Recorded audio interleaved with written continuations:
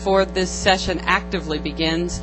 At the end of the entire program today, the panelists are invited to run up to their rooms and do whatever freshening up or whatever they want to do, and then if you come down and gather in the lobby right near the circular driveway, there will be a van picking, at 5:30, thank you, Janet, there will be a van picking you up to take, it's also walkable, so van or walking to Michael and Janet's house for the party. Yeah, there is parking there. And is the address generally available to people? No. 813 West Foster, and the address is in your itinerary. Okay, and was there one other announcement I was going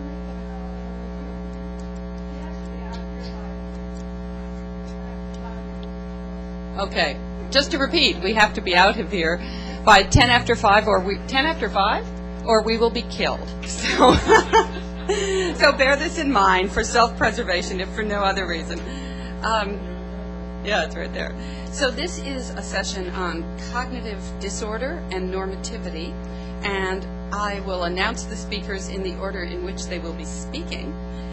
The first speaker is Ralph, is it Savarese?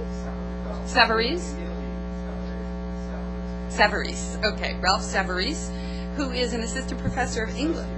Okay, associate professor of English, bravo. At yay. Yes, let's do it.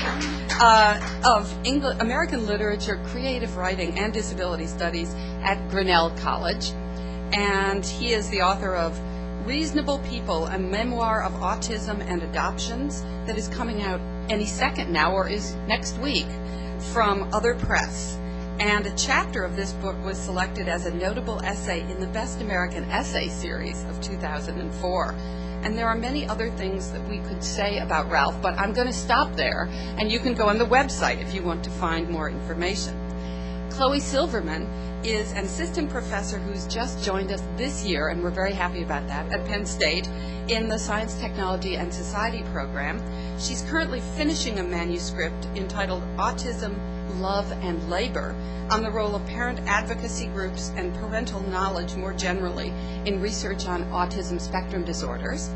And then Janet Lyon, who has been here for a while, and we're incredibly happy about that, is an associate professor of English and Women's Studies and co-director of the Disability Studies program that brings us this conference, for which the first of many thanks. And Janet is a scholar of modernist and avant-garde literature and culture. She has a book. She has a book on manifestos of the modern, I believe. And she's currently working on 2 book projects. One on modernist sociability, which you'll be able to see in action tonight, even in our postmodern or post-postmodern era, and the other on the aesthetics of disability. And key secret about Janet, she's also an RN. And that will come into play here. So let's welcome the panelists. I too want to thank everybody for having me here. I've learned a lot. It's been very stimulating. My title is Unrecognized States, Autism and the Many Republics of Consciousness. At first glance, it would seem that autism and Alzheimer's have very little in common. The former, in its classical presentation, is said to rob a person of his humanity before that humanity has really been established, the latter long after. And yet it might be profitable, nevertheless, to think of them in relation to one another. I say this not just because I am an outlier at this conference, but because the broader rubric of cognitive disability, understood from a progressive disability studies perspective, offers protection from a common threat: the strict medicalization, indeed the strict pathologization of cognitive difference. Do a Google search of autism, and invariably you will encounter the phrase devastating disorder again and again and again and again. The ruling narrative is of a sudden, precipitous decline. It is a narrative that others the child with autism exactly as it laments the loss of self. Consult the actual research literature and you will encounter an equally negative view, replete with declarations made all the more offensive by their cavalier tone. Consider, for example, this passage from a prominent cognitive scientist's 2004 book, The Cradle of Thought, published by Oxford University Press. Quote, "I once visited the Yerkes compound for chimpanzees in Atlanta by courtesy of Michael Tomasello. I sat gazing at a chimpanzee who sat on the other side of the fence gazing at me. I couldn't connect. I was reminded of the experience one sometimes gets when relating to a child with autism, if one is not filling the void by saying things or doing things. It was as if this chimpanzee was not at home, mentally speaking, or at least I was not entering a home in his mind. I wondered if this was because we belonged to different species. Would it be different if I were a chimpanzee? I seriously doubt it." End quote. I imagine that the literature on Alzheimer's is often just as offensive. In the end, both the person with late-stage Alzheimer's and the person with classical autism share the fate of total incapacity, or rather, of being represented as such. And these representations do a kind of noxious political work, expressing profound anxiety about the loss of individuality and concomitant dependence on others for basic matters of existence. While many like Ian Hacking and Steven Pinker have aggressively critiqued the fetish of social construction in academic circles, it is worth remembering that ours is a late capitalist society whose various shibboleths are most profoundly imperiled by cognitive disability, which is to say, as James Trent points out in Inventing the Feeble Mind, that different cultures at different periods in history have responded much less anxiously to departures from the cognitive norm. What I want to do today is to tell a story about classical autism in which the experts are presently being proven wrong, devastatingly wrong, and I'm going to use their modifier. Such a story will put pressure on what passes for objective truth.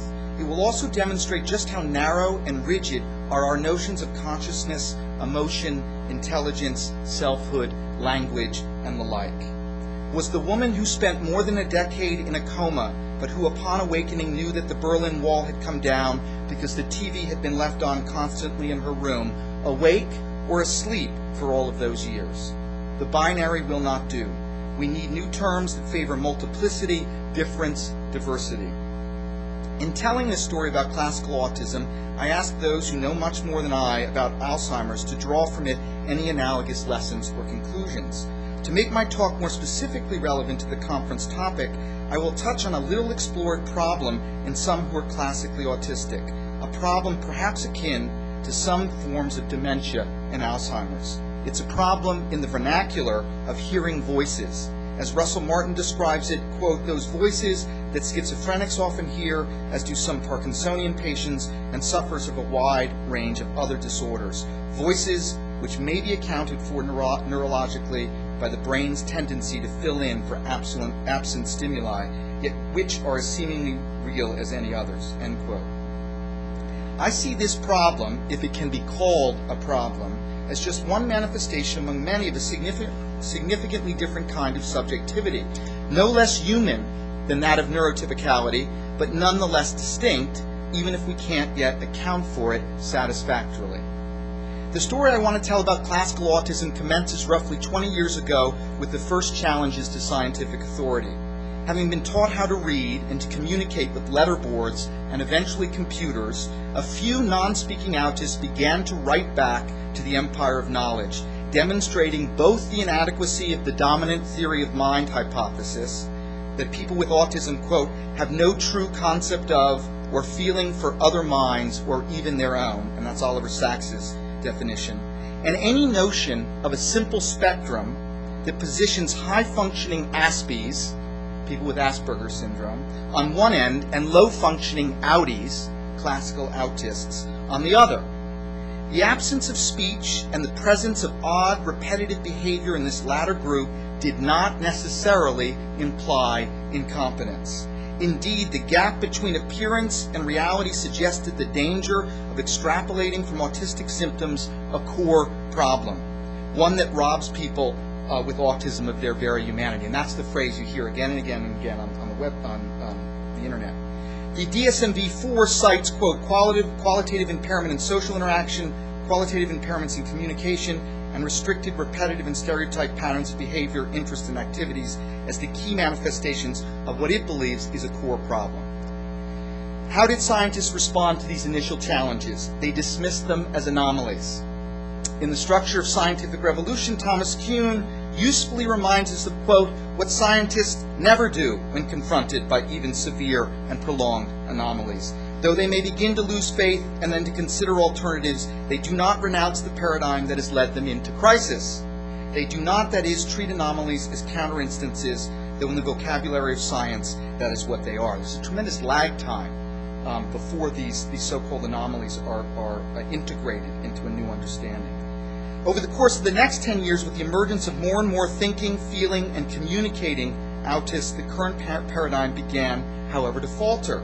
There were simply too many anomalies. Lucy Blackman, Larry Bissonette, Charissa Kochmeister, Alberto Fragone, Richard Atfield, Jamie Burke, to name just a few.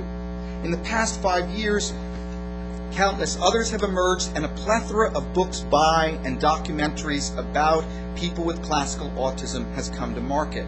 Take, for example, Tito Mukupadi's The Mind Tree, a stunning book of poetry and reflection, or Sue Rubin's Autism is a World, a 2005 Academy Award finalist for short documentaries. Like the other autists I mentioned, both Mukupadi and Rubin look about as disabled as they could, and yet each has proven extraordinarily capable. Their typed words sing, even if their arms flap or they aggressively perseverate. Quote, I certainly understand why I was assumed to be retarded, Rubin remarks. All my very awkward movements and all my nonsense sounds made me appear retarded. And echolalic speech is a real problem in this group. So if you go to Sue Rubin's house, the first thing she says when you knock on her door is go away. She does not want you to go away. So there's a difference between meaningful speech and unmeaningful speech. She has probably, 20 or 30 spoken words at her disposal. But to say that the current paradigm has begun to falter is not to say that it has been vanquished. Still, the tide is turning. Even Sachs, who has done much to popularize the reigning understanding of autism, recognizes that change is afoot. On the back of Tito Mukupadi's memoir, he proclaims, this book is indeed amazing, shocking too, for it has usually been assumed that deeply autistic people are scarcely capable of introspection or deep thought, let alone poetic or metaphoric leaps of imagination, or if they are, that they are incapable of communicating these thoughts to us. Tito gives the lie to all these assumptions and forces us to reconsider the condition of the deeply autistic. End quote. Of course, 8 years earlier, in An Anthropologist on Mars, Sachs wrote, when I first read Temple Grandin's book, I could not help being suspicious of it. The autistic mind, it was supposed at the time. He loves the passive voice when he doesn't want to take responsibility for a certain scientific notion. It was supposed at the time was incapable of self-understanding and understanding others, and therefore of authentic introspection and retrospection. How could an autistic person write an autobiography? End quote. The similarity of these two responses suggests how entrenched the theory of mind hypothesis is. Though the Tito blurb indicates a desire to move beyond the present understanding, it almost seems stuck in the syntax of surprise. Along with Amanda Baggs, a critic of the marketing of Tito's book, whose subtitle reads, A Miraculous Child Breaks the Silence of Autism, we might ask, how many times must the experts be forced to reconsider before they consider?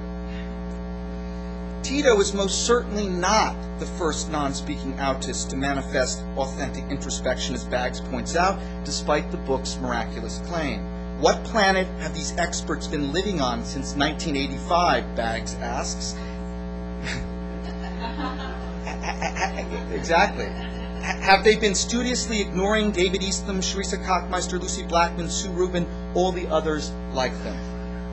Perhaps the most compelling attack on the dominant paradigm came just last year from researchers at the University of Wisconsin and the University of Montreal.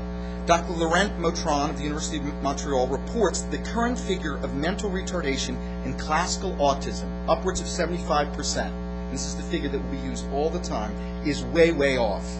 When the Wechsler scale is abandoned in favor of the Raven's progressive matrices test, he says the average boost in score is 30 points, enough to put someone previously considered mentally retarded into the normal range and the average into gifted status. When you make this shift, the retardation rate can come down to as low as 25%, and I would venture to tell you with literacy training it would be even lower. Interestingly, Dr. Motron has as his research partner a woman with autism, something he has come to think of as a requirement for knowledge production, a practice that gloriously literalizes the old disability rights adage, nothing about us without us. Dr. Morton Ann Gernsbacher, VLOS Research Professor at the University of Wisconsin and President of the Association for Psychological Science, tells us something similar about the dominant theory of mind hypothesis and its updated mind-blind sibling. The wrong tests are used to assess this ability. Most scientists are unprepared to interrogate common testing procedures or notions of mental retardation. These things function as stable concepts in their analyses, as stable as their sense of a physiological determinism operating largely, if not completely, apart from cultural influences. My adopted son, DJ, who is said to be profoundly retarded, and who was abandoned at the age of 2.5 and then sent to foster care, where he was brutally beaten and sexually abused, captures in the most heartbreaking fashion the violence of these testing procedures in the final chapter of my forthcoming book, a chapter he wrote by himself. Testing is very scary, he typed. Testing resembles beating down those kids who most depart from the land of human beings. People might never look dearly at those kids again. I can still. Just give me one sec. This has happened before, and I recovered, so don't worry. This is from a kid whose parents threw him away, and he had a birth sister, a year older.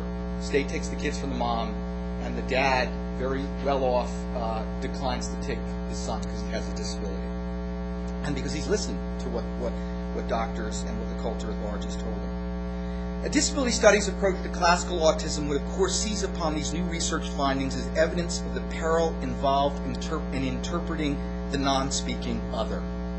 But it would go even further by calling this other difference from the outset and by insisting on a complex and utterly dynamic relationship between nature and nurture, the space where any disability acquires meaning. By politicizing scientific investigations of autism, such an approach would prevent the binaries that make knowledge possible from doing a kind of covert cultural work, creating hierarchies of value and practices of discrimination and exclusion. What do you say to a 10-year-old who so understands the world's intolerance of difference that he starts typing on his computer at night, "Freak is ready for bed"? A 10-year-old who now struggles with issues of self-esteem.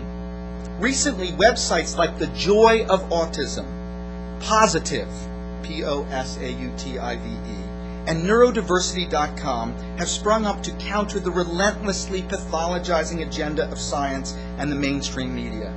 Borrowing from earlier civil rights movements, some autists and their friends have actually striven to celebrate neurological difference. If black is beautiful, why can't disability be divine? Might be the motto of these groups. However shocking such a gesture, it reminds us of the danger in preserving, let alone policing, a rigid norm.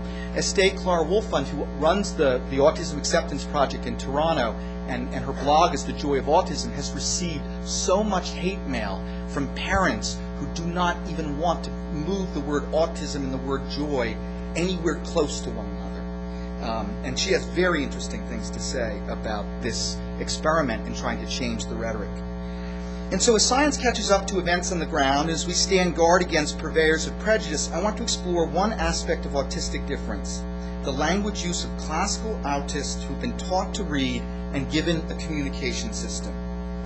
As I mentioned earlier, I see this language used in a host of other things as indicative of a different kind of subjectivity. Understand that I don't have much space to work with here, and that my conclusions will be speculative at best. Indeed, I don't really come to any conclusions, rather I pose some questions. And I'm not a linguist, even though I've done some reading, shall we say. Let me also make clear that the folks whose work I'm talking about are folks who are either typing totally independently or with so little facilitation, a tapping on the shoulder or on the ankle or on the knee, or people who have passed extensive message passing protocols. And so that's the work I'm talking about, so that we don't have to get into the debacle of the quagmire of facilitated communication, although we can talk about that if you want. In a recent book, Between Their World and Ours, Breakthroughs with Autistic Children, Karen Zeeland asks, why do autists use language the way they do? Many of their utterances seem essentially poetic.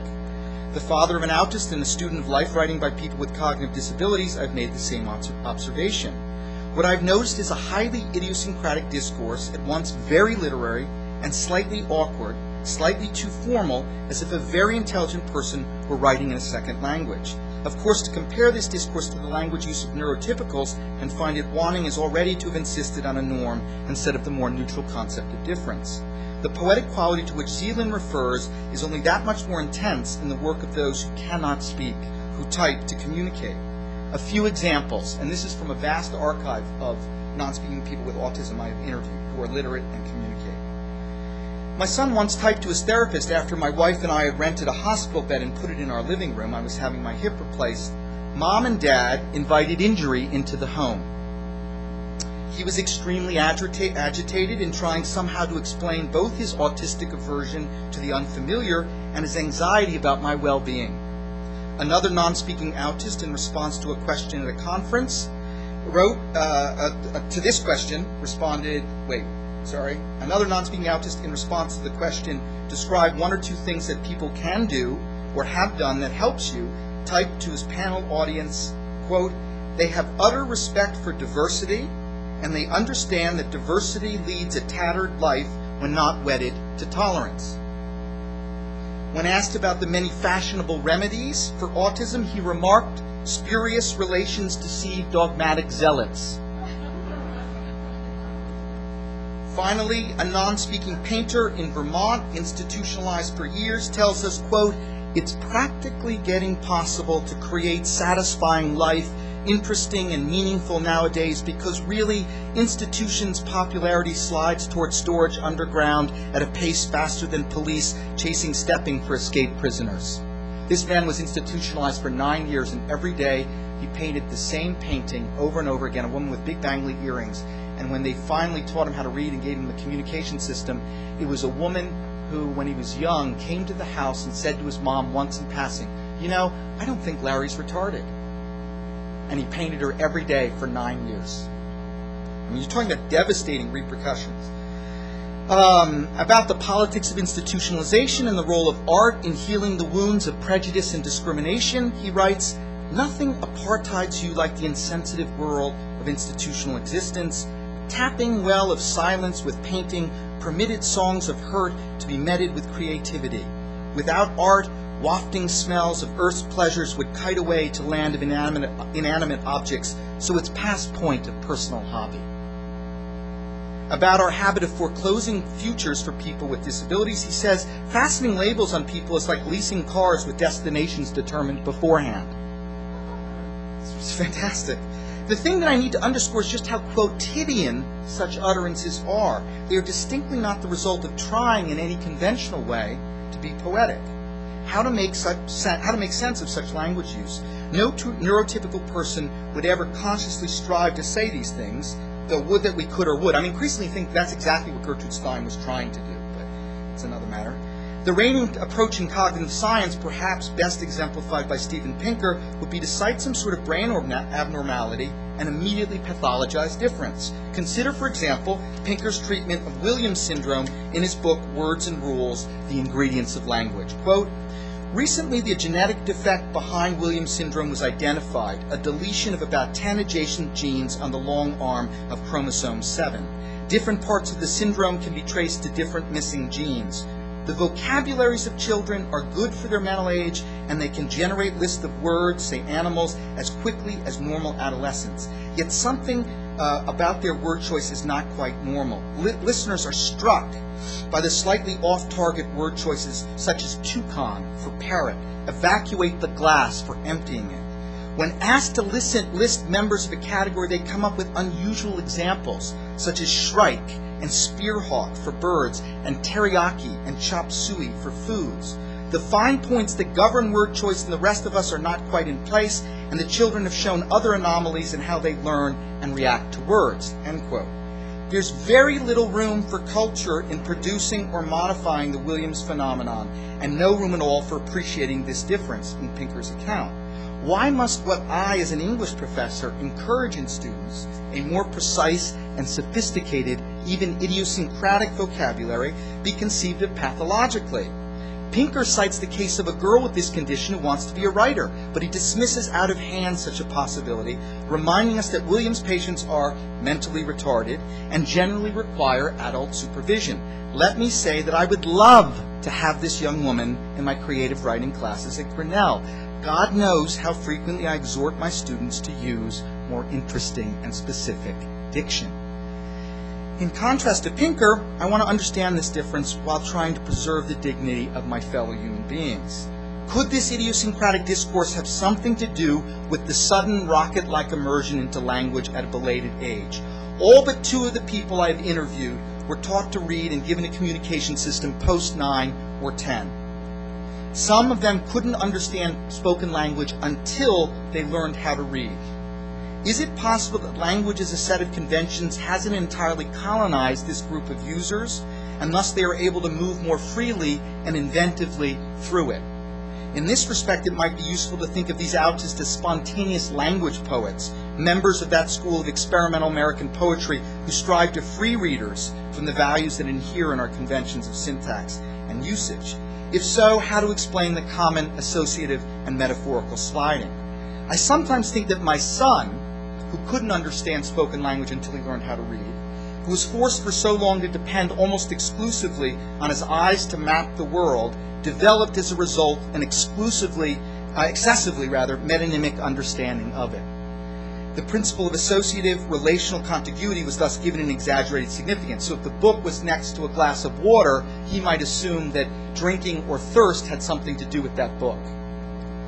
Or is this discourse simply the result, simply of the predicament of those who find themselves unable to do the normal range of childhood and adult activities, and who thus focus, gymnastically you might say, on how words can move, twirl, etc.?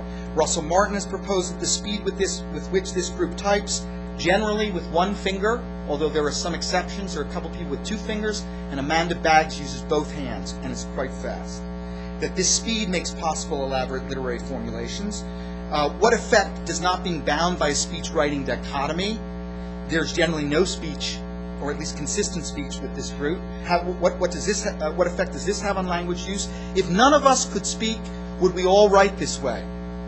If we were all as socially impoverished, would we be as formal in our utterances? Or is there also something physiological, something in the brain itself that makes this possible, as there apparently is with Williams syndrome?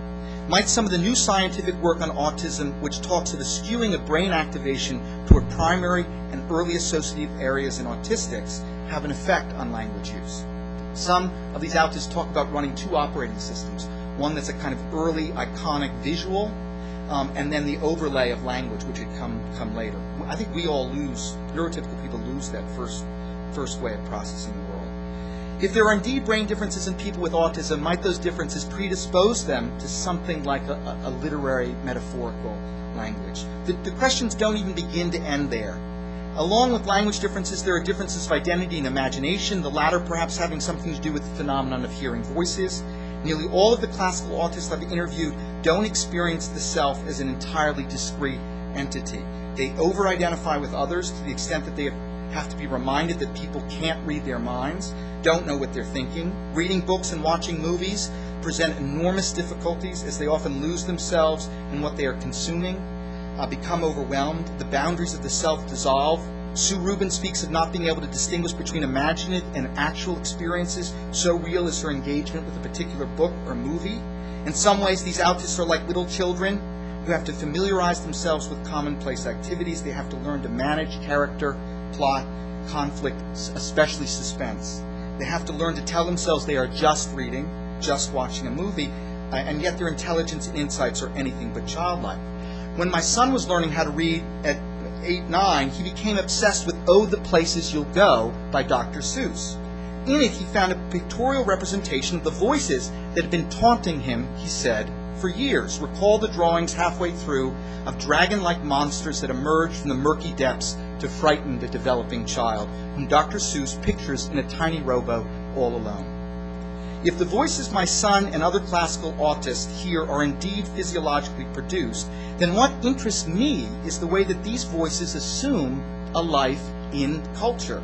My son developed an entire mythology from this children's book, using, for instance, the term great places. That's the term for the future in that book, and the future understandably scared him, eschewing the common meaning of great for its awful sibling, that other definition, and responding to the physiological experience of anxiety, which he has terrible problems with, elevated heart rate, heavy breathing, both as a function of sensory processing problems and these very negative voices, not to mention his own horrific past. My son types such things as, great breathing freeze creatures. Fearful creatures sadden me. Treating me as really weird teases the creatures. End quote. Writing to apologize for misbehaving at school, he typed to his teacher, you ignored the resentment in my young breath, which I think is adorable. Adding, I very much value teachers who give nice instructions breathing easily. He really needs calm.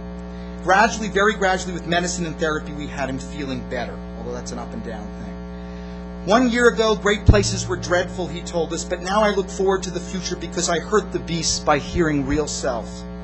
When he typed, very interested in freeing justice, not creatures, I knew he was making progress, as he had tied his well-being to the larger predicament of being autistic in a hostile world. Around this time, he composed a paragraph about the American flag as a part of a contest sponsored by the local Elks Club. You'll see why he did not win this contest. Here is what he wrote. The great United States of America is breathtakingly not free. Equality is not sacred because not everyone has access to it. Freedom is not as available as many people think. First, free people treat my people, very smart people who type to communicate, as mindless. Second, they underestimate us as very bad instead of reaching out to us.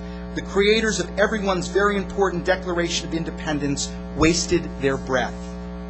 I love the repetition of breath, the way the paragraph begins and ends with a version of this word. It's as if my son had condensed the primary physiological symptom of his anxiety into a political modifier. I also love the phrase, my people. How important is it for folks who are different to see folks like themselves? Without any conscious help from me, he'd landed on the principle of identity politics, which imagines political solidarity among the similarly marginalized and locates the problem of difference outside the self in a normalizing world. He was well on his way to celebrating difference, if a tad more realistically than some of the websites I previously mentioned. Autism sucks, he once declared, but I see things you don't see, Dad. How to talk about science and culture simultaneously and dynamically? The language poet Lynn Higinian writes in her extended prose poem, My Life, of the, quote, lobes of autobiography. This phrase invites us to pursue an interdisciplinary line of inquiry that remains faithful to the human body in all of its diversity, the space of culture in which that body finds itself, and unwavering ideals of equality and inclusion. Thank you.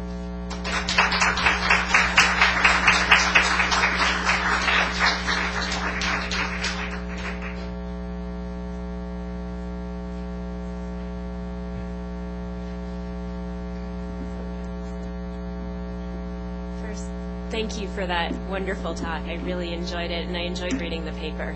It's amazing. I got this at the right level. Is that right? Okay. I'm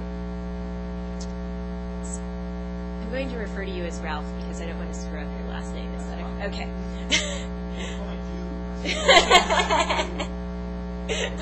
I'll consider that. If I get really tongue-tied, I might have to do that. So I want to respond to some specific ideas in Ralph's really amazing talk. But I'm also going to try to make my comments relevant to some more general issues regarding normality and normalization as they relate to discussions of cognitive disability. I'm interested in an issue that comes up in varying forms in debates about both autism and Alzheimer's disease. The question of intervention or treatment and the ethics of intervention and choices around that. Within the autism community, there are debates about whether it's ethical to try to cure autism, whether it's even possible to effectively intervene, and the degree to which interventions represent a normalizing process, an attempt to force people to conform to expectations of normality, not because of their needs, but because of the desires of their families or their caregivers. And these are also, of course, debates about who can best speak for the interests of people with autism. So I have a set of about 3 points, and the first is under the general heading of families, kinship, and disrupted relations. So this first point is more of a speculation, actually, than a question. I'm interested in the ways that expectations about family relations influence responses to both Alzheimer's disease and autism, and the ways that in both cases a diagnosis is experienced as disruptive to the notion of family, of childhood, or of parenthood, as much as it is disruptive to an individual. And Ralph is beautifully attuned to what another parent, I think that you referred to, calls the joys of autism. The wonderful ways that people with autism perceive the world differently from us neurotypicals, and the startling and very trenchant observations that they make when they're given both the chance to communicate and when they're really listened to.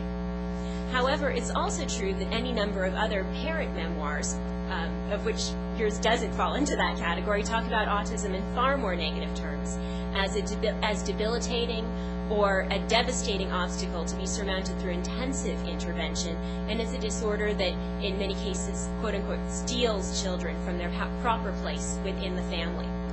As Ralph notes, much of the popular writing about autism refers to autism as both a profound disability and one that fundamentally disrupts processes central to the idea of the self. And part of this is due to the regrettable, I think, conventions for representing autism in the medical literature, much of which has been as slow to respond to the disability rights movement as it was to the mental patients' rights movement decades earlier. However, another important source for this language, and I think an influence on the language of medicine, although undoubtedly also influenced by it, is in fact the testimonies of parents of children or adults with autism. Although many what have been called autistic autobiographies do provide insights into the experiences of people with autism that contradict some of these dominant medical and psychological theories of autism, and most notably, I think, the theory that people with autism do not experience empathy. Up until the 1990s, approximately maybe the mid-80s, the majority of memoirs about autism were authored by parents. Clara Park, Judy Barron, Julia Crowder, Josh Greenfeld, Charles Hart, Catherine Maurice, Christina Adams, to name a few, are all parents who wrote memoirs and experienced the autism of their children as a devastating loss. And they wrote about it as such, and they experienced those movements that their children made away from autism as gains and as successes. And Raina Rapp, who probably many of you are familiar with, has written about the ways that parents of children with disabilities feel the need to repair through their narratives a sense of disrupted kinship with their child. And this perception is only encouraged by certain types of medical language. People with autism often write about feeling as though they use the word aliens in their own families, and with that emerging sense of identity politics that TJ writes about when he refers to my people, they suggest that other people with autism are their cousins or their kin, embracing in some sense, and in fact in older discourse among those caring for people with disabilities, that children with disabilities are more like others with their disorder than their own parents. Parents of children with autism, like the parents of children with other disabilities, then have to work to rewrite these damaged kinship narratives, finding characteristics of themselves in their children, and the reverse, finding autistic tendencies in their own abilities to concentrate narrowly or their training in engineering.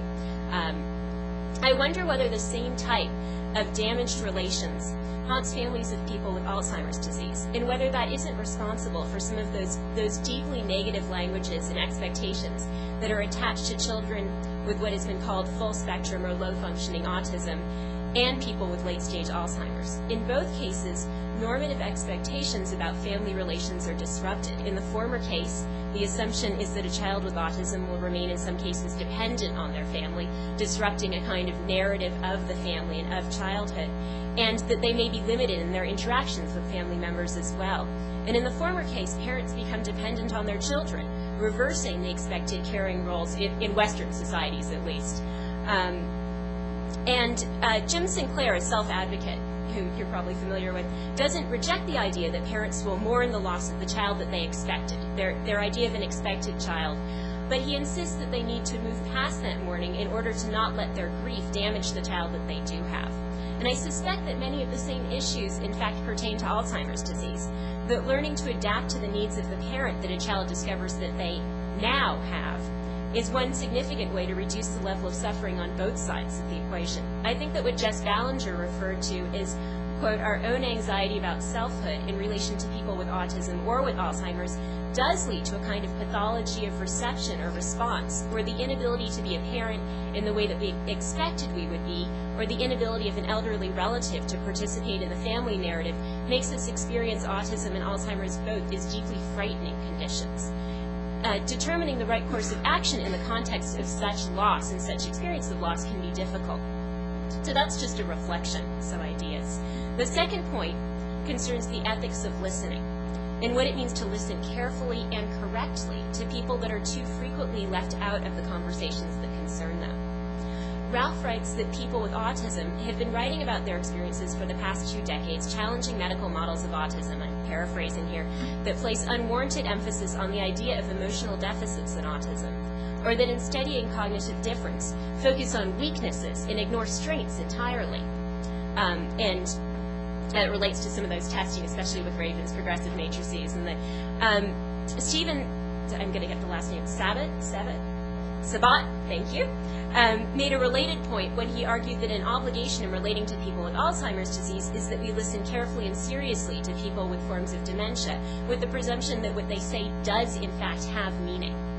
In many cases, the failure to focus on autistic abilities has had a lot to do with the desire to prove global theories in social psychology or psychoanalysis, and I think you can guess which ones I'm referring to, a desire that serve professional interests, but not necessarily those of people with autism or their families. There's some irony in the fact that the professionals who've given the most attention to the actual writing and speech of people with autism is something worthy of interpretation and careful attention, and not something that's merely symptomatic, may have been the professionals involved in the psychoanalytic treatment of autism during the 1950s and 60s, before a behaviorist model of autism treatment became the standard in the professional community. Bruno Bettelheim, who is notorious, rightfully so, for publicly arguing that parents were the cause of their children's autism, although he was far from the first to argue this, did not believe that children with autism had any cognitive disabilities, and he devoted pages of to the psychoanalytic interpretation of conversations with children with autism. Karen Zeeland, who you mentioned, a former counselor at the orthogenic school, who writes very thoughtfully about her interactions with children with autism in her therapeutic practice, is part of that tradition. In other words, listening carefully doesn't always guarantee that we're behaving ethically with respect to people with autism or their families, although it can certainly, as in the case of someone like Karen Zeeland, establish the groundwork for that. It's also been important, on the other hand, for doctors to learn to listen to parents, and that's a focus of mine. Most recently, an article in Discovery magazine reviewed the work of a set of doctors and parents working together to investigate the physiological components of autism and the possibility of treating these symptoms medically or through diets or through nutritional supplementation, about which there is a considerable amount of debate. And there are many who maintain that these treatments are offering false hope of a cure or recovery from autism, and who are troubled by the willingness of many of these parents and professionals to suggest that environmental factors such as immunizations may have been a causative factor in autism. However, I think it's worth remembering that parents are often the expert on their child.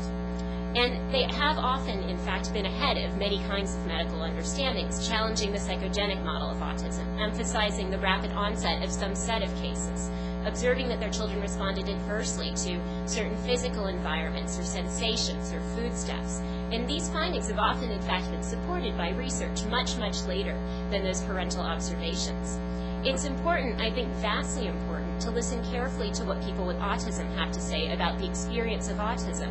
But in the care of young children with a diagnosis, I'm concerned that listening only to them in every case may mean that we return to a place where we end up blaming parents, this time for failing to adapt themselves to life with a child with autism. What does it mean to allow those people with an autism diagnosis that do communicate about their condition to determine what is ethical in caring for those that do not or are not old enough to do so? In cases where it's necessary to sometimes speak for an individual, who is in the best position to act as a proxy? Early detection and intervention in autism, unlike Alzheimer's disease, not a great comparison here, often involves children who are far too young to express a desire about their treatment, but many researchers believe that these interventions create durable effects in the people that these children will become. So whether you choose to carry out an early intervention can have real cognitive and physical effects in the person that these people are decades later. So I guess my question here, admittedly a completely unanswerable one, is in situations where individuals are too young or unable to speak for themselves, who's a legitimate proxy? Who can speak for them? Their families or people who share their diagnostic label? Finally, I want to return to the idea of treatment and recovery, especially in the context of what we know is a very heterogeneous and, in many cases, chronic condition. At the best of times, medicine is patient-centered. I think we all agree on that, with the intent of getting us to feel better, just as DJ did, with some combination of medicine and therapy. However, medicine has a history of becoming enrolled, as we know, in projects of normalization. Indeed, this is probably inevitable, lost my place, since doctors and medical researchers are human beings constructing their vocabularies from widely available reference and values. But there's no necessary reason that a medical framework needs to be a normalizing framework. As an example, Temple Grandin and Sean Barron, both of whom write about their autism as a condition that they had to both accept and value and recover from, emphasize the importance of educational approaches that build on cognitive strengths rather than focusing on areas of less ability. The history of autism as a diagnostic category, much like Alzheimer's, has been characterized by repeated struggles to define just what the category of autism is. Is it a disturbance of affective contact? Is it a problem with theory of mind, empathizing, a communication disability, an auditory processing disorder, a syndrome of environmental toxicity? And what should be recognized is what are called in the literature the core symptoms that define autism. Again, like Alzheimer's disease, autism is a category that is heterogeneous, and like Alzheimer's disease, the diagnostic category has only expanded in the past 2 decades to include people who would not have been diagnosed with autism in previous years. And again, like Alzheimer's disease, there are professional and public debates regarding the reality of an increase beyond what can be accounted for strictly through improved epidemiological surveillance or parent and physician education.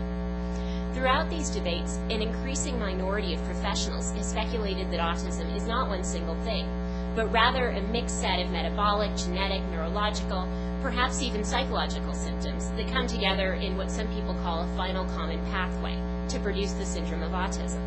And even this model is insufficiently complex because it fails to articulate the fact that that final common pathway, the population of people with that autism label, is itself deeply heterogeneous. This means that not everyone with autism will have the same physical symptoms or the same patterns of cognitive strengths and weaknesses, but it also means that they may not respond to the same treatments, and it means finally that as individuals themselves, they may not even feel the same way about the prospect of treatment. For people with a difficulty with expressive language, finding an adequate communication system is of the utmost importance, but it may be less successful in others, so there is always going to be the problem of determining treatment for people who have a limited means to express their wishes. So finally, when Ralph talks about the importance of medicine and therapy, that's, I think, exactly what many professionals would describe as a successful set of treatments.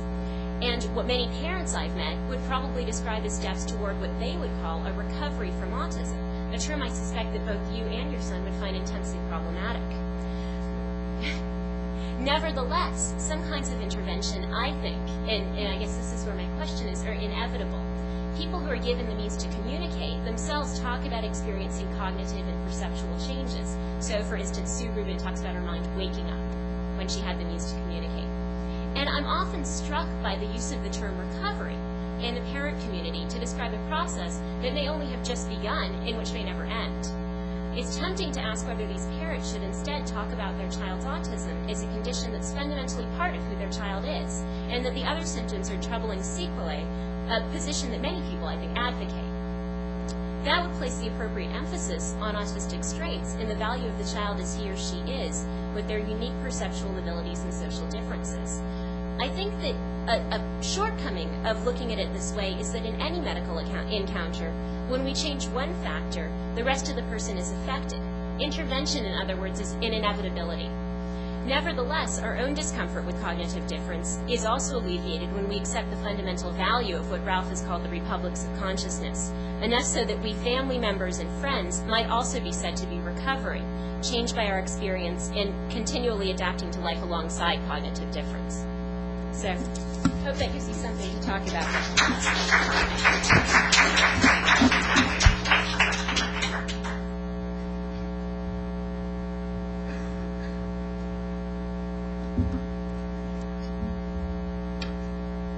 I love interdisciplinary conferences because they really reveal the disciplinary cultural differences. Like, we don't use PowerPoint. We don't even know how to use PowerPoint. Literature professors, we read texts. So in keeping with that. This paper is not a direct response to Ralph's superb paper, but it's in the zone, and it's actually also sort of in the zone of the whole conference. It's a set of specific reflections on the stigma of cognitive impairment. It has two sections. Is this working? I feel like I'm going to get poked in the nose. It has two sections. The first is a redaction of an editorial that I was asked to write last year by the editor of an exceptionally good newsletter for a large Down syndrome community advocacy group in St. Louis. At issue, he wanted me to write about the woeful underfunding for research on Down syndrome, which I was very happy to do. But he clearly hoped that I would urge parents to effect a change in advocacy culture from an emphasis on inclusion and civil rights to an equal and urgent emphasis on research and funding. In the same issue that my editorial appeared in, he printed a piece by Dr. Albert Costa, who's a neuroscientist at the University of Denver, and is really trying to spearhead this sea change in the way that money comes to research funding, specifically for Down syndrome, which tends to be a kind of a coattail research. It always tends to come on the coattails of Alzheimer's, which obviously has lots of promise for pharmaceutical companies. The population of people with Down syndrome is much smaller. So here's the redacted editorial. This is a couple of pages long, and I'm reading it to you because I want you to get a sense of how you have to kind of code switch for different communities. When I first started reading about the aggressive new research activism coming out of the Down syndrome community, the kind outlined by Dr. Albert Costa in the article reprinted in this newsletter, I felt a strange mix of elation and misgiving. The new activism, emerging in the past few years, involves expansive and so far highly successful fundraising for targeted areas of medical research. Parents and scientists are forging coalitions at major university research facilities, where genomic research has led to new studies in neurology, pharmacology, cellular biology, and so forth. There are clinical drug trials, MRI studies, and intricately designed mouse models, all geared towards the exploration and amelioration of the abnormal neurotransmission associated with Down syndrome. And it's been a long time coming.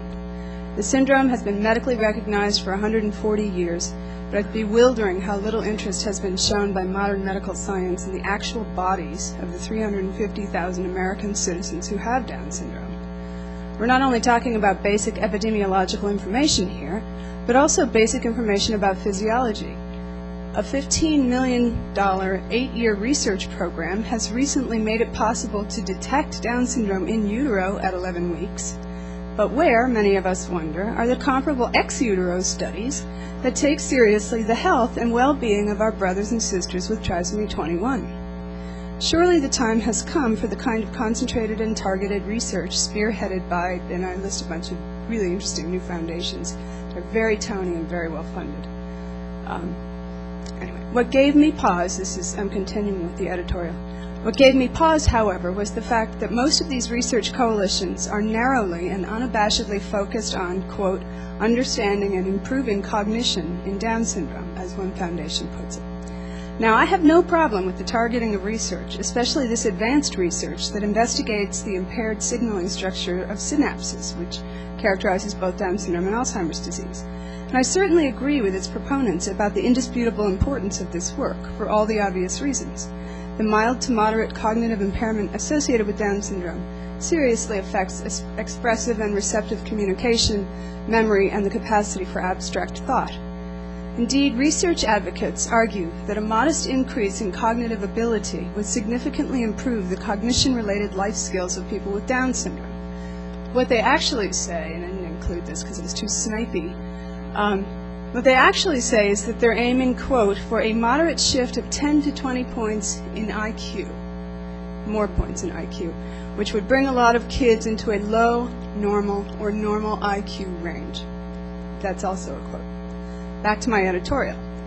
But, and this is the rub for me, what they don't say explicitly is that cognitive disability is the most deeply and problematically stigmatized disability in contemporary American culture. I say problematically because ours is a culture that many would say values intellectual achievement out of all proportion to its actual merits. Dr. Lejeune, the French physician who isolated the chromosome abnormality, or extra chromosome, Dr. Lejeune's 1990 statement, which Costa quotes approvingly, Lejeune's 1990 statement more or less sums up the prevailing belief that, quote, the full power of rational thinking is the most precious quality of the developed human. And I just can't agree with that sentiment, which doesn't mean that I don't see the enormous value of improving the memory and reasoning capacity of people with Down syndrome, but I worry specifically that bald statements like this, which equate human value with high cognitive function, may reinforce the very stigma they seek to redress. I should explain, I tell this audience, that my misgivings stem in part from my line of work. I'm a humanities professor and the co-director of a disability studies program at a large university. Disability studies is a relatively new academic field that coordinates the study of disability from the disciplines of history, philosophy, literature, education, rehab, law, medicine, and so forth. It gives us the long historical view of disability, as well as the philosophical and political tools to consider how and why disabled people are valued or stigmatized by their cultures. It asks us to reflect on who counts as a citizen and what social assumptions underlie broad, presumptuous claims like Dr. Lejeune's about the absolute value of intellectual ability, or for that matter, the absolute value of mobility or independence. When Down syndrome was first identified and named in England in 1866, it was called mongoloid idiocy because one of the prevailing medical experts in the field of idiocy, as it was then called, Dr. Langdon Down, imagined that a group of these physically similar patients in his asylum were the victims of a form of arrested evolutionary development that left them stuck in the inferior Mongolian race. This thinking is part of it. It's an outcropping of a very specific and strain of race science of the 19th century. Soon enough, the menace of feeble-mindedness was deemed to represent a looming threat to society at large, and with it came the science of eugenics, with especially popular force in the U.S., proclaiming all forms of intellectual impairment to be serious obstacles to the progress and eventual perfection of the nation. Ensuing public policies were designed to take these degenerate cases out of the population pool and the national future through their sterilization and strict segregation from normal populations. I also didn't include this next bit in the editorial, but anyone who wants to find this can find the letter written in 1901 to an editor by the president of Harvard urging scientists to develop a humane way to kill people with intellectual disabilities. Just Google it. And, you know, the hysterical excesses of eugenics and racial purity are peaking at around this time, at the turn of the 20th century, in the U.S. especially because of it's a relatively new nation, and it has a perceived need to establish a primary hygienic national culture and a national identity at a time when immigration is threatening to swamp Anglo-Saxon identity. Hitler's medical team, of course, made its own use of this line of thinking, and the first group of undesirables murdered under his regime were intellectually disabled children. Estimates put the number of disabled murdered by Hitler at about 500,000. So you can see why I'm a little gun-shy about research that singles out mental retardation as the most serious, and one could surmise most undesirable, effect of Down syndrome. But you can also probably see that I'm caught in a contradiction. I would not like nothing more than for my own 14-year-old son, some of you met him last night, he's 15 now, I would like nothing more than for my own 14-year-old son to have a crack at better communication skills, better life skills, and a better grasp of abstract concepts, even as I don't want the fact that he's intellectually disabled to be seen as his dominant tragic trait. On the one hand, if we can partially remove the source of the stigma by improving cognitive function, perhaps the stigma and all the harm that comes with it will vanish, though history tells me this is wishful thinking. On the other hand, I want my son and individuals like him to be valued for who they are, with their amazing gifts and talents, borderline IQ and all. In other words, I want the research to result in successful treatments, and I also and equally want our culture to stop stigmatizing intellectual disability. And then I finish up the editorial with like a cheerleading, rah, rah, go research, but salted with a few more misgivings about the pharmaceutical juggernaut that would dearly love to find a patient population for the Alzheimer's drugs that weren't working so well for the Alzheimer's patients, which is what's going on right now. Okay, so now for part 2.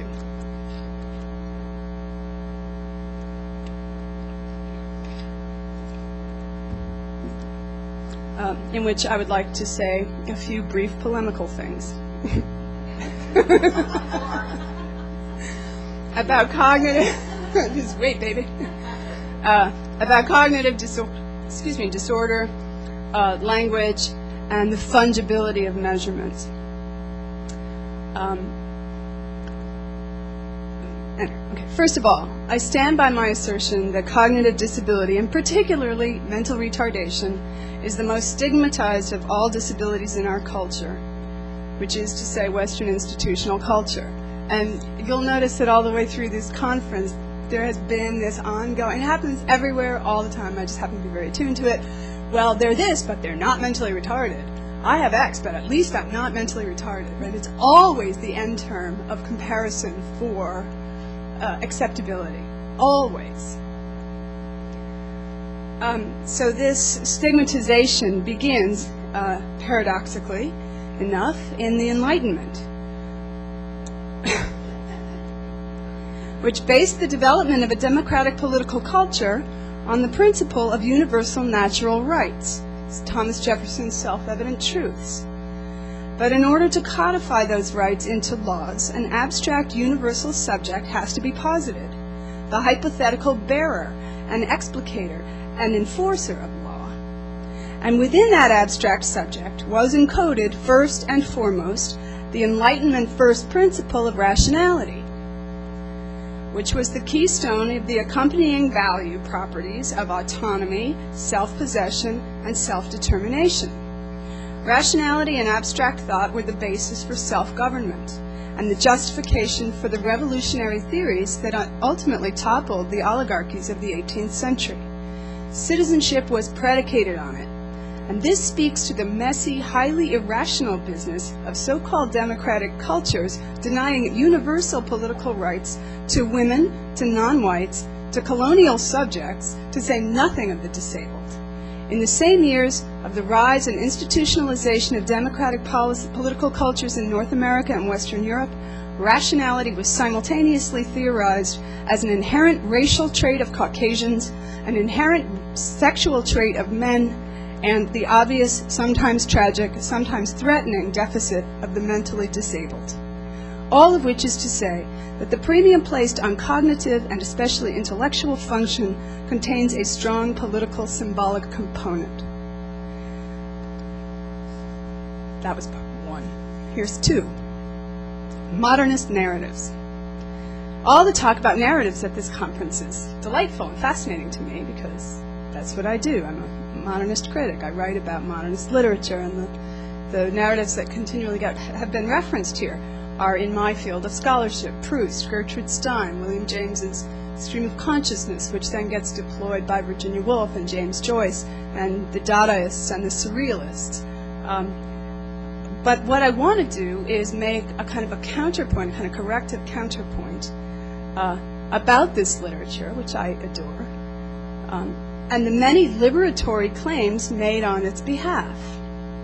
Claims, for instance, that the experimental broken syntax of modernist and avant-garde literature performed or enabled the release of the unconscious from the prison house or iron cage of modern regulatory institutional culture.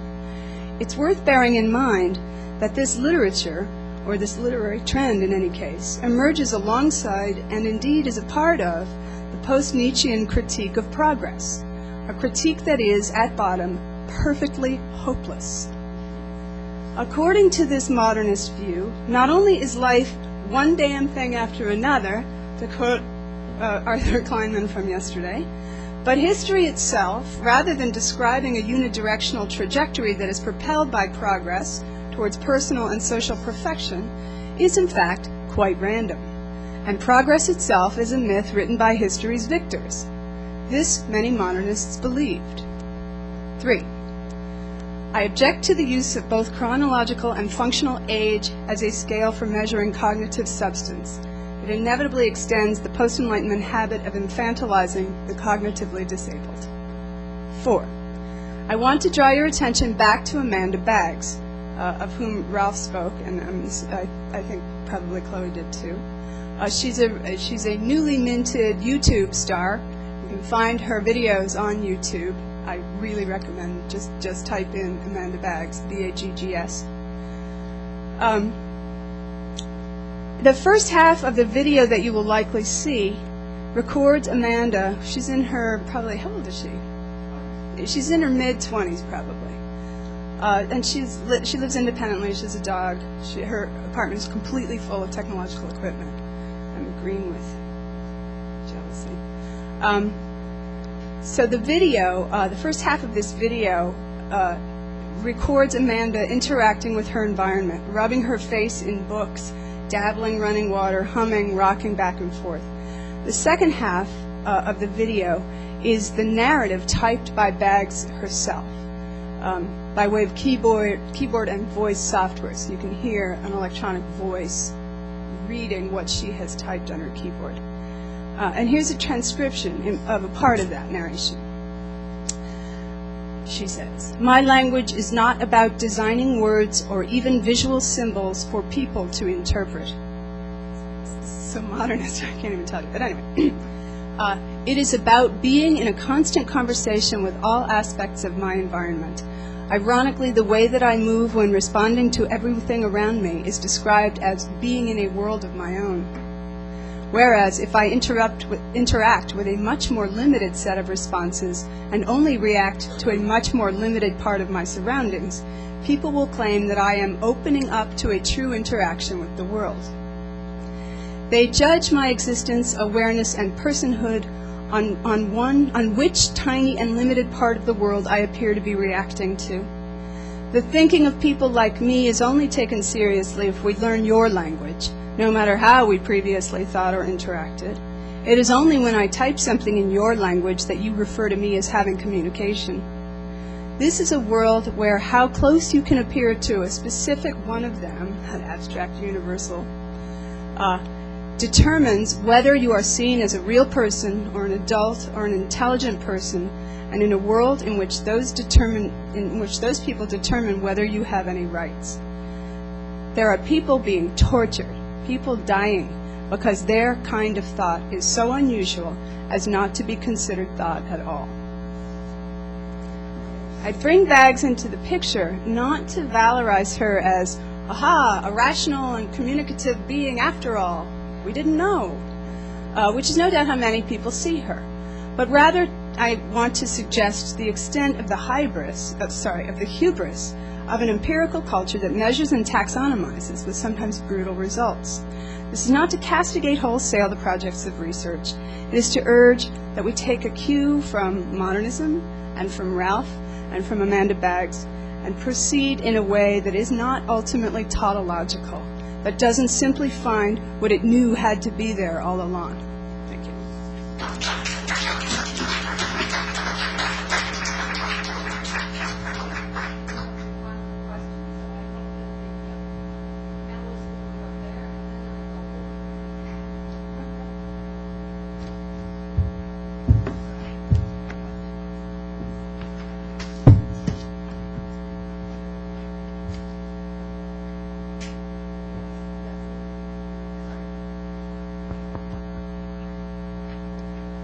There is some discourse about super normalcy in the Alzheimer's area.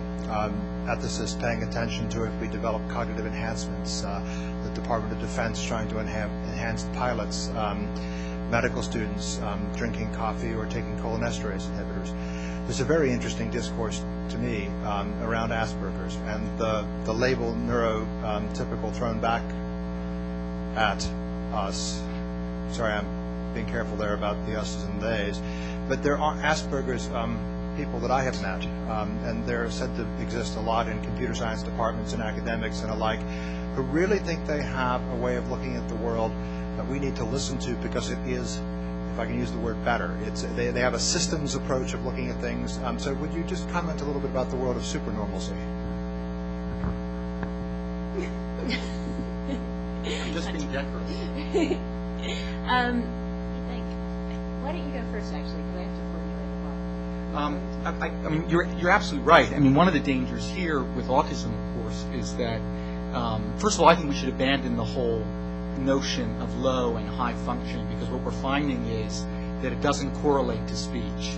And so I bet you would find some of the pattern recognition, extraordinary pattern recognition abilities that you're alluding to, at least obliquely, in that group formerly called, or at least still presently called, low functioning. You're absolutely right. The Defense Department is incredibly interested in autism. Computer software companies are incredibly interested but they're less interested in having them as employees, or they're less interested in creating environments in which they can perform the functions assigned to them in as unstressful a manner as possible. That's where we have not yet reached the point where someone says, well, I'll adapt this space any way this person wants because I'm going to make money off of them. I think that's the next thing that's about to happen. But the Defense Department has already engaged any number of people with autism and Asperger's, and is interested in their code cracking abilities, all encryption stuff. It's there. It's already happening, and I worry about that because it's the old notion of the savant. It's this idea of a kind of usefulness. It relates to what Janet was saying, this sort of fetish of a kind of intellectual ability that's manipulated, taken advantage of, you know. It also it interestingly comports with a category within disability studies called the supercrip. Right? The supercrip is somebody who is romanticized in non-disabled discourse as the one who not only overcame the disability, but turned out to be better than us. You know, and how's that for inspiration? And shouldn't we all just give them a hand for being, supercrips? I mean, the term comes from within disabled communities. It has the same valence as neurotypical. But it sounds to me as well that is also part of this kind of little triumphalist narrative is also underpinning what you're talking about. But the ambiguity also is that some of these things are the things that folks with autism are good at. My own politics are such that I don't want them in the Defense Department. Would I mind them in some other, deployed for some other softer capitalist purpose? Sure, I'll accept that, because I've grown to accept the social relations that have been imposed upon me. So you see, I think there's some deep ambiguity here about how to cultivate those clear strengths, but allow those strengths not to be abused or manipulated. We even have popular movies about this, like with autistic people who have some secret code and they're going to be kidnapped and the like. Sorry. Yeah, there's actually a great movie about people with Asperger's syndrome called The Squid and the Whale, and I think one of them finds employment eventually in I think a mathematics department, and it's really interesting because it doesn't fetishize his ability, and it's based on a story about two people, and I think it makes it a lot more realistic in some respects that they actually consulted the characters. I agree with what both of you said. I think that that it is important, like Ralph said, to recognize that I think we're only just beginning to understand the kind of accommodations that people with autism need, because it's in some respects an invisible disability often. Especially with people who are diagnosed in adulthood, and I've talked to a lot of people who say, they get where someone with a, say, mobility impairment the accommodations that they needed would be readily understood. If someone says, look, I really can't work around people wearing perfume or under fluorescent lights, that's regarded as a preposterous requirement. And we need to get to the point where those are the kind of routine accommodations that employers recognize are necessary in all sorts of environments, not just places like the Defense Department or where people's abilities are being exploited.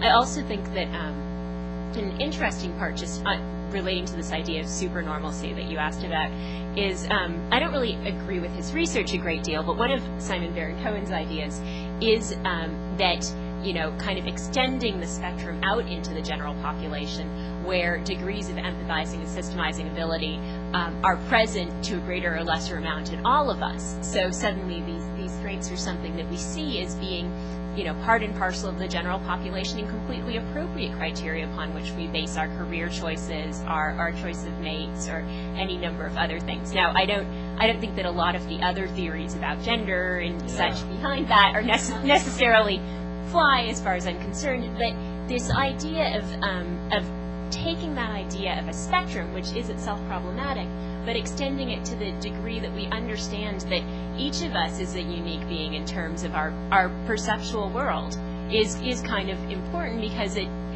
helps us not regard these people as fundamentally other. Thank you. Yeah, Ralph. Enjoyed your paper very much. Question that came to mind, maybe a bit of a vague one, is that often autism is characterized as an unmediated relationship between brain and environment without the benefit of the folding of mind as a protective layer. And we've been talking in this conference about Alzheimer's sometimes in a similar way. So I'm just curious what you think your work and some of the things you've talked about might add to the kind of general relationship or the questioning of the relation between brain and mind. Well, one of the reasons why I told you about is this working? The story of the places you'll go is to show that, is to demonstrate if my son is hearing these voices. Actually, there was an interesting article, short article in the New York Times Magazine 10 days ago about people who hear voices. But if he's hearing voices and then is taught to read and encounters this book, and then the book starts to shape what we might call a physiological phenomenon, and we can talk about what this hearing voice is. I'm not sure anybody really knows what that's about.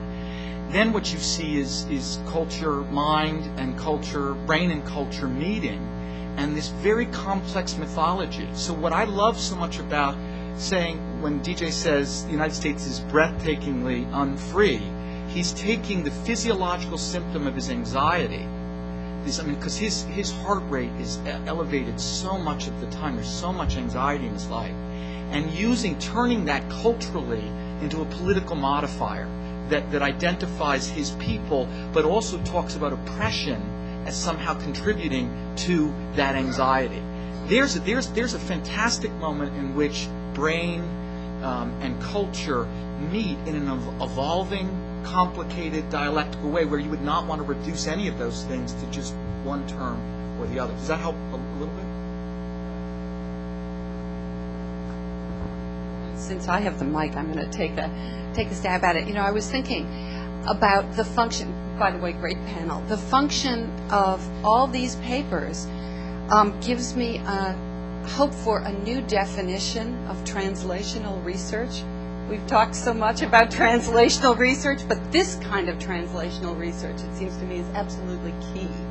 So thank you for that. It's not really a question, it's just a meditation. Other questions or comments? Could I say one thing in response to what Chloe was saying? I'm really intrigued by this idea of most parent memoirs engaged in this process of repairing disrupted kinship. One of the things I've been accused of in some early reviews of my book is that my book is missing the primal scene of autism. This is the phrase that was used. It does not have the moment of diagnosis because we adopt the child knowing that DJ has autism, which is inconceivable. In fact, I've told some folks here that when my colleagues learned that we were going to adopt DJ, people came up to me and gratuitously said, "Have you tried in vitro?" As if my reproductive equipment didn't work and adoption were always the last resort. So what's interesting to me is that the adoption angle that I bring to the question of autism, the repairing of kinship is sort of homologous to DJ's coming into language and a more literate, complicated well, that's not right, but certainly a more literate relationship with me.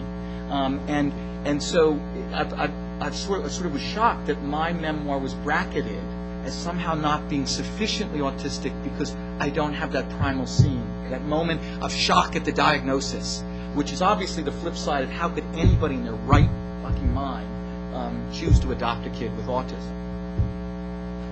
Sorry for the F-bomb. I'm going to make a comment because this is all very sensitive to my upbringing, and I know you were talking a little bit about accommodation and how you need to have a culture and be able to bring it and be able to cultivate all that, and yes, accommodation. But in my lifetime, I would argue that sometimes accommodation is by the mere fact of letting it go. Do not make that effort to make that accommodation, because when I was labeled as deaf, everyone over-accommodated.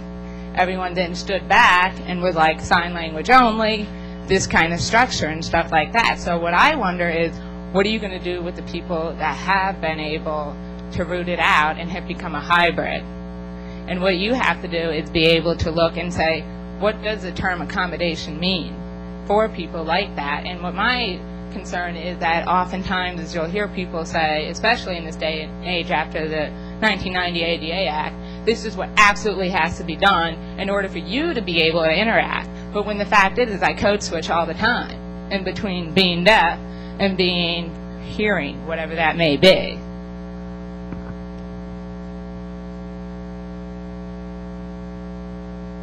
I mean, is that a quote? The comment was more that I just wanted people to be able to walk away and not think that sometimes you have to over-accommodate, or that sometimes you're coming from this and you've got to meet them somewhere in this halfway point. What I'm arguing is that people like me, we're already fishing through. Yeah, no, I mean, sometimes my son is a pain in the ass, and he's autistic, you know. I mean, there are ways in which there's no growth without some stress. So I have students at Grinnell with milder disabilities demanding accommodations. First of all, that encounter is a conversation between the professor, the students, all of the interfacing agents, and sometimes people confuse accommodations with getting rid of all sorts of stress, and I don't agree with that. But I do think that for certain kinds of disabilities, for all disabilities, you need to be very attentive to what those needs are, have a conversation about them, because students have to meet the demands of the course. So a student with a panic disorder who doesn't want to give a presentation, an oral presentation in a seminar, what are we going to do? What are we going to do? That's a very difficult conversation to have, especially when she's got a doctor saying this student cannot speak in public. But you got to come at it from both sides. What I would say is, historically, people have been so insensitive to the idea of accommodations that I'd rather err on the side of more accommodations, more sympathy, empathy, etc.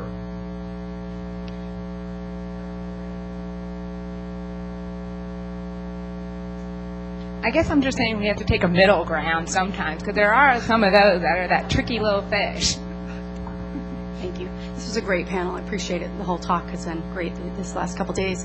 I just wanted to say, as a sociologist who's spent a number of years now talking to people that have Alzheimer's, watching them be diagnosed and sort of following them over time, they kept saying to me, it's a manageable disability. This is just a disability. I mean, they would really use those words. And yet they hadn't heard of things like the Alzheimer's Association, and I really wish the folks from the association, who I don't think are here, were here. So I decided that I would, in talking to people about how, the identity as someone with Alzheimer's, how there was this missing connection, and they were seeing it presented one way socially, and they were experiencing it a different way. Largely, they weren't taking it on as what sociologists call a master status. They were instead sort of negotiating. So I decided to go to the Alzheimer's Association and interview folks there, and there is this inherent tension between wanting to being an organization that needs to raise awareness and funding and these kinds of things, and presenting it as what's sort of this crisis rhetoric that we've talked about. And so the association made it quite clear to me that there was a deliberate choice made, as you were saying, Julie, to not ally with the disability movement, because of exactly what you are talking about. And so I just wanted to say that your advocacy in the disability movement in general, and your individual advocacy stances, are really admirable, and I appreciate that. And I think it really calls to our need to unite with larger sort of social movements and social issues, particularly in the society we live in, where I was at a conference with at least a couple others here in Rio de Janeiro last August on brainhood, and what was talked about as sort of the making of the cerebral subject.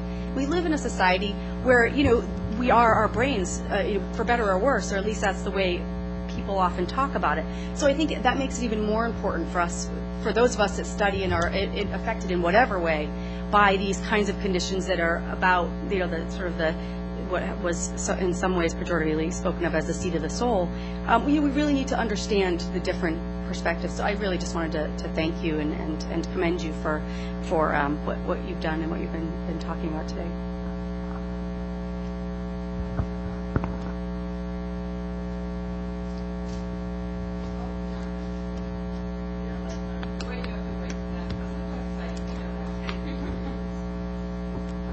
So I apologize, I have my bioethicist hat on, and a question sort of arises from the discussion of kinship at the beginning of the panel session. And so the ethicist in me asks what the panelists feel about, for example, deaf parents who want to use pre-implantation genetic diagnosis to ensure that they have deaf children so that they maintain family ties and kinship.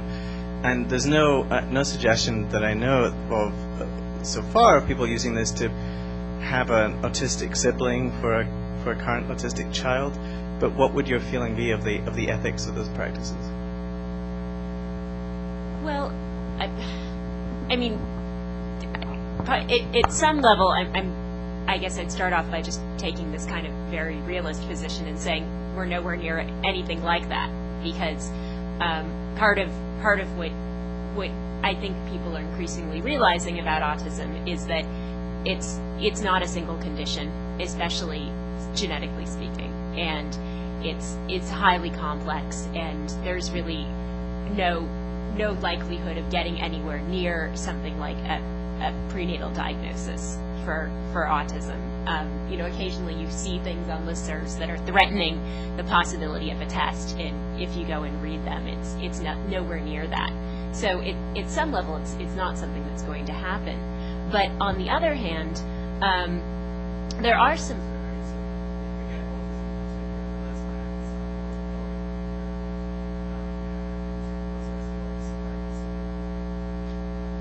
Well, I think there's some really, really interesting things happening in terms of autistic parents who are having children who in many, many cases do in fact have autism themselves, and talking about autism as a culture, and in very positive ways. And I think there's some really, really interesting conversations taking place between parents with autism and between them and their children. And in many cases is in my sense is that it's a very positive thing. I think that there are certainly some people who would have that same kind of visceral reaction to it that they have to the idea of people doing this in order to have a deaf child. But I think that's a debate that's out there, exists. I don't know. I think it's hard to compare deaf culture with anything. I think people do it way too often, actually. And that is because deaf culture has a historical, 200-year historical record. And it's a kind of a political identity that actually begins right in the early 18th century. That is not, I think it's different, not in degree, but in kind, from other forms of interventional therapy, which seem, obviously we all worry about the day coming when we can sort of select every trait of our offspring. And so then this would be, on that logic, a kind of perverse re-reckoning of that. But I think the deaf culture needs to be taken on its own terms. And I'm actually kind of troubled when people sort of use that as an example of